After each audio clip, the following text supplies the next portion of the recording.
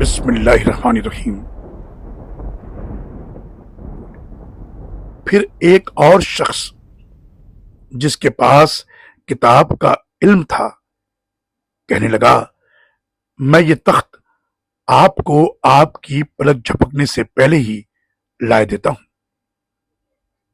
پھر جب سلیمان نے اس تخت کو اپنے پاس رکھا ہوا دیکھا تو پکار اٹھے، یہ میرے رب کا فضل ہے تاکہ وہ مجھے آزمائے کہ میں شکر کرتا ہوں یا نہ شکری، اور جو کوئی شکر کرے تو اس کا شکر اس کے اپنے ہی لیے مفید ہے، اور اگر کوئی ناشکری کرے تو میرا رب بے نیاز اور کریم ہے۔